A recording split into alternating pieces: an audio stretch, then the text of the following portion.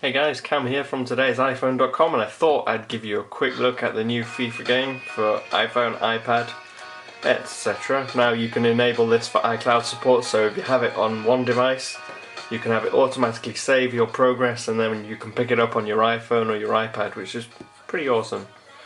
Also it utilises EA Sports Zone Network, Origin, so unlock achievements and things like that. Now it comes with a couple of new different options, probably the main one being online play. You can play against other people online now, and also there's tournament mode, so you can start a tournament in there, or the usual quick match.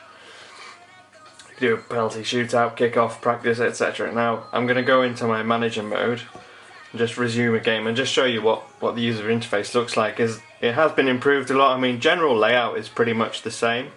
But you will notice a few differences, like the graphics, different animations and things like that on the iPad. Now if I just go and play a match, obviously you get the same choice to choose different kits for whichever team. You normally get a choice of two.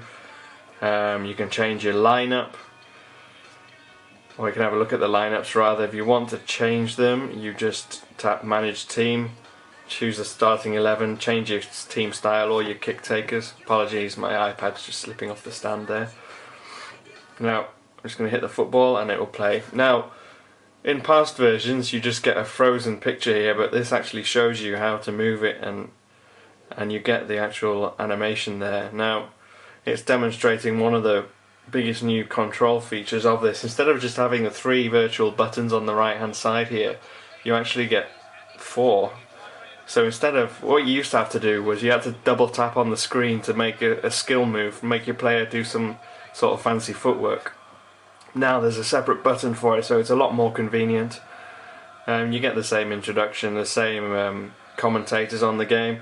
Controls are here: pass, sprint, shoot when you're attacking, and then obviously directional joypad there. There's a virtual D-pad on the screen, and then you just tap pass to pass it.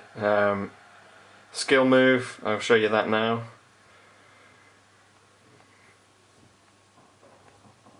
I think. There we go, you can see he's trying to do some fancy stuff there. I haven't quite mastered it yet, but you can see in theory that actually this is a lot more easy, a lot easier rather, than the old way of doing it, which was just to move your thumb and have to double tap on the screen.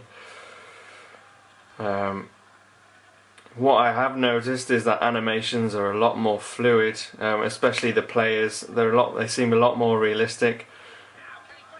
The reaction times when you press the button, there's a lot less of a delay, so everything seems to be improved on there, and it does seem like a fantastic game. Now in the UK this costs £5, I believe. In the States I think that's $7. I'll double check and make sure I put the right price in the description box. But you can see that's that. Now in the pause menu, usual stuff, you can change your team management, make substitutions. Now the game settings are broken down into 4 different options, so you can go into your game settings, you can change your difficulty level depending on how good you think you are, change the half length, which you can't do during the game but you can do before the game starts or in the general settings.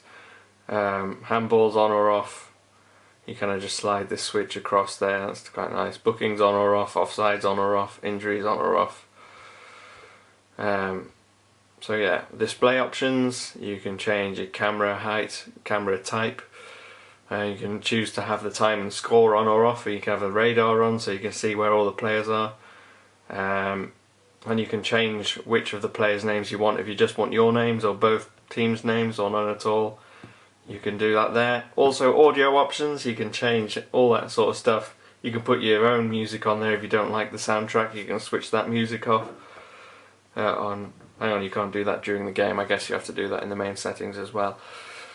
Controls can be changed. You can have a floating joystick, so wherever you put your, so if I switch that on, wherever you then put your thumb, that's where the joystick's going to show up on screen. Now if you're left-handed, you can just swap them round. It's quite cool. There's a lot of customization on here. Manual ground pass is off, but you can put that on. Alternate controls position on or off. All sorts of stuff on there.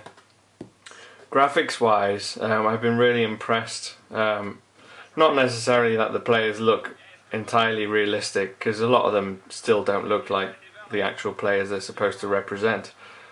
But it's better than in old versions, and it will continue to get better over time. It's not going to become console quality right now.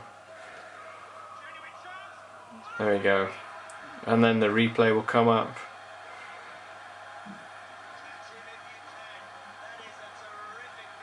So yeah, it's still the same. It's a bit more natural in terms of animations, and it's not going to be as good as what you'll see on the PlayStation or Xbox 360.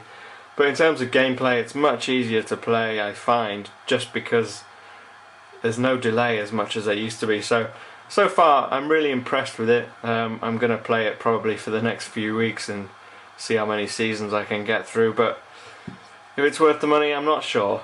If you've got the old version, I guess you're going to be a FIFA fan already and you may want to buy it, but it's not necessarily offering loads more unless you really love online playing or you want to play tournament mode. Those are the two big things in this update, and obviously the improved graphics. So yeah, it's a much better game, but whether it's worth your money, that's entirely up to you.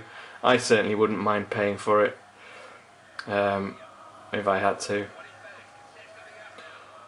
But then I'm a bit of a FIFA fan anyway, so that's just how I roll. Anyway, I've been Cam. If you want to ask me any questions about FIFA, you can. I'm at TIP_Cam on Twitter. Check out our Facebook page too. It's facebook.com/todaysiphone. And I'll see you again soon.